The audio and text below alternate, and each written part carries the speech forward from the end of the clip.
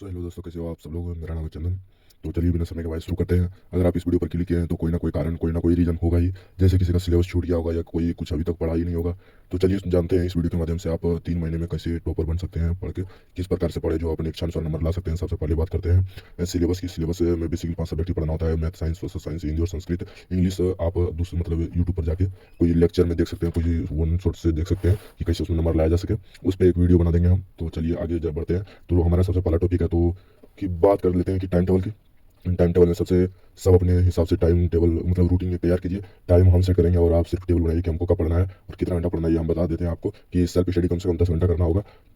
क्योंकि आप कम पढ़ सकते हैं, कम पढ़ने से आपका कोई दिक्कत नहीं होगा, लेकिन कि आपको जितना नंबर चाहते हैं उतना नहीं आ पाएगा। टॉपर बनने का सपना नहीं पूरा हो पाएगा। इसलिए क्योंकि टॉपर सब शुरू से ही 10 से 12 घंटा पढ़ते आ रहे हैं, तो आपको कम से कम 10 घंटा पढ़ना ही होगा। नहीं अपने लिए, नहीं कम से कम माता पिता के लिए अपना तो पढ़िए।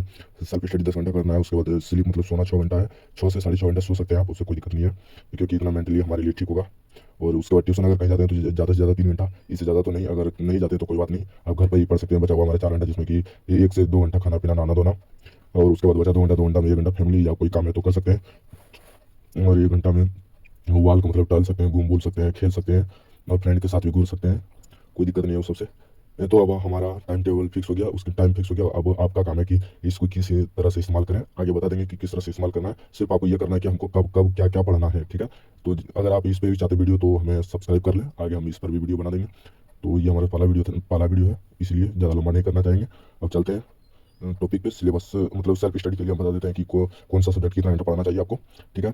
तो पहला मैथ में 15 चैप्टर है, जिसमें प्रश्नावली के अनुसार दिया हुआ है, इसलिए इसको कम से कम 3 घंटा पढ़ना चाहिए। और साइंस फिजिक्स केमिस्ट्री, साइंस में फिजिक्स केमिस्ट्री बायोलॉजी तीनों मिलाकर 16 चैप्टर है, तो कम से कम इसको 2 घंटा दिन का दीजिए। और सोशल साइंस में टोटल मिलाकर 32 चैप्टर है, तो 3 घंटा दीजिए। मैथ और संस्कृत मैथ और सॉरी हिंदी और संस्कृत में 1 1 घंटा दीजिए, क्योंकि इसमें 28 चैप्टर है, जैसे हिंदी में, और संस्कृत में 24 चैप्टर, संस्कृत और व्याकरण दोनों मिला के, ठीक है। तो इसमें इस सबसे कोई दिक्कत नहीं है, इस सबको 1 1 घंटा भी समय दीजिएगा तो आराम से निकल जाएगा। हिंदी में होता कुछ नहीं है, सिर्फ कहानी समझिए और आपका काम हो गया, ठीक है। तो तीसरा टॉपिक हमारा कि मतलब अपना 10 वाली को कॉपी खरीद लें, एक 10 वाला कॉपी खरीद लें आप, या तो आप आपके पास डायरी है तो डायरी से भी काम हो जाएगा आपका। तो इसमें होगा क्या, मतलब आप रोज का लिखिए कि आज क्या क्या पढ़े और कल हमको क्या पढ़ना है। तो चौथा टॉपिक है कि हमारा मतलब 90 दिन का एक टेबल बनाइए कि 1 2 3 4 ऐसे लिख दीजिए। 90 दिन तक अगर आपके पास कैलेंडर है तो कैलेंडर का यूज कर सकते हैं, और हर एक दिन को आप काटते जाइए।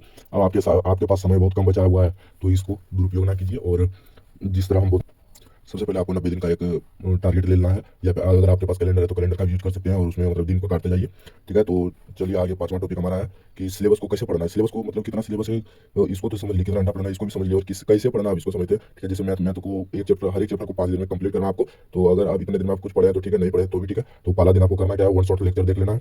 यूट्यूब पे जाके किसी भी प्लेटफॉर्म का देख सकते हैं आप, वन शॉट लेक्चर देखिए। उसके बाद वो फॉर्मूला लिख लीजिए कोई दूसरा कॉपी में, ठीक है। डे 2 और डे 3 में करना आपको एनसीईआरटी ये बुक सॉल्व करना है, और अदर क्वेश्चन सॉल्व करना है। डे 4 में पीवाईक्यूएस मतलब प्रीवियस ईयर क्वेश्चन में और मॉडल पेपर भी ला सकते हैं, ठीक है। डे 5 में रिवीजन कीजिए कि 4 दिन में क्या क्या हम पढ़े। और दूसरा आता है सिलेबस हमारा साइंस। साइंस में 5 दिनों में एक चैप्टर क्लियर करना है। तो पहला दिन और दूसरा दिन आपको वन शॉट लेक्चर और शॉर्ट नोट बनाना है कि हम तो मतलब कब कब क्या क्या पढ़े और क्या क्या चीज़ के बारे में पढ़े, उसको लिखना है, ठीक है। तो डे 3 में आता है बुक का क्वेश्चन प्रैक्टिस करना। डे 4 में आता है प्रीवियस ईयर क्वेश्चन सॉल्व करना और मॉडल पेपर लगाना। डे 5 में आता है आपका रिवीजन, और क्या क्या हम पढ़े मतलब 4 दिनों में उसका रिवीजन कर लेंगे। उसके बाद बचा हुआ हमारा 3 किताब बचा हुआ है, 3 बुक बचा हुआ है। ये मतलब सोशल साइंस, हिंदी और संस्कृत, इन तीनों को एक साथ ही खत्म करना, मतलब कि एक ही जैसा पढ़ना है, एक ही इसका रूटीन रहेगा। मतलब 3 दिन, हर 3 दिन में एक चैप्टर इन तीनों का खत्म करना है। जैसे पहला दिन में रहेगा हमारा वन शॉट लेक्चर, यूट्यूब पर हम किसी का भी प्लेटफॉर्म पे जाके हम वन शॉट लेक्चर देखेंगे। डे दूसरा में रहेगा हमारा पीवाईक्यूएस प्रीवियस ईयर क्वेश्चन सॉल्व करना और मॉडल पेपर सॉल्व करना, ठीक है। तो डे 3 में रहेगा हमारा रिवीजन। और छठा टॉपिक हमारा कि मतलब हर संडे को सेल्फ टेस्ट देना है, मतलब ऑन सब्जेक्ट का मतलब हमको क्या करना है, सेल्फ टेस्ट देना है, अपने से खुद से टेस्ट देना है। अगर आप कहीं कोचिंग ट्यूशन में जाते हैं तो वहाँ टेस्ट लेता है तो ठीक है, नहीं तो अपने से हर रोज हर संडे को टेस्ट देना है। और इसी दिन अगर आप अकेले रहते हैं तो कपड़ा उपड़ा भी खींच सकते हैं, मतलब आराम से हर काम कर सकते हैं।